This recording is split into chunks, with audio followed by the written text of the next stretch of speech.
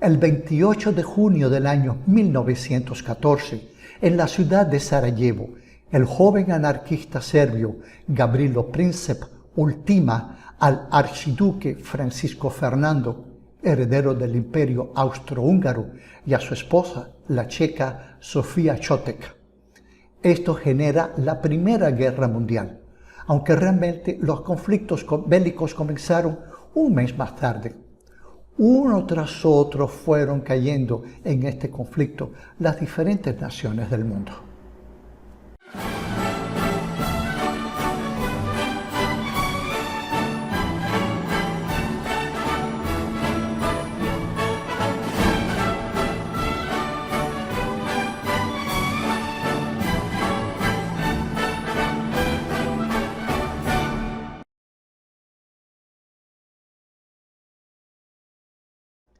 De un lado estaban Alemania, Austria-Hungría, aunque más tarde a este bando se unieron también el Imperio Otomano y Bulgaria. Del otro lado estaban Francia, Inglaterra y Rusia, la Triple Entente, aunque más adelante se unieron los Estados Unidos, Japón y otras muchas naciones más. El armisticio se firma en la ciudad francesa de Compiègne el 11 de noviembre de 1918.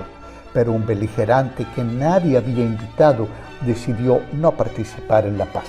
Se ensaña contra las poblaciones de los países del Entente, de la Triple Alianza, incluso de los países neutros. Tiene nombre, la gripe española.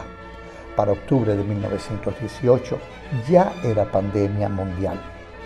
Como medio mundo estaba en guerra, la censura no dejaba pasar informaciones sensibles, por lo que fue la prensa española, país neutral debido a lo debilitado que estaba por las pérdidas de las últimas posesiones, Cuba, Filipinas, Puerto Rico y Guam, es la que habló libremente sobre el tema, y la prensa francesa la reseñó como gripe española por los daños que ocasionaba en el ibérico país. Se calcula que en la guerra murieron unas 10 millones de personas, pero los cálculos de fallecidos por la gripe varían entre 40 y 100 millones de personas. Bastaba el hecho de que el virus entrara a las vías respiratorias por el estornudo o el habla de un enfermo y que una persona sana o tocara algo que previamente hubiera sido tocado por un contaminado. Nunca se sabrá cómo comenzó ni cómo terminó la gripe española, como casi todas las plagas, pero se sospecha que fue en China que comenzó hacia 1916 y el virus mutó para convertirse en algo inhabitualmente contagioso. Lo que parece cierto es que los transmisores de la enfermedad son las aves migratorias, portadores sanos, que en sus viajes y paradas de descanso contagian a las aves de corral y de ahí pasa a los humanos y otros animales. Algunos sitúan sus orígenes en Arkansas, otros en Compton y otros en Boston, donde fallecieron las primeras personas reportadas.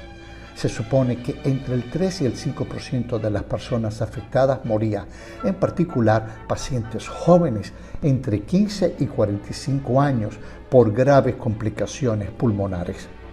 Los grandes movimientos de personas, el transporte de tropas de un lado a otro y las malas condiciones de higiene que ocasionó la guerra facilitaron su desarrollo y propagación.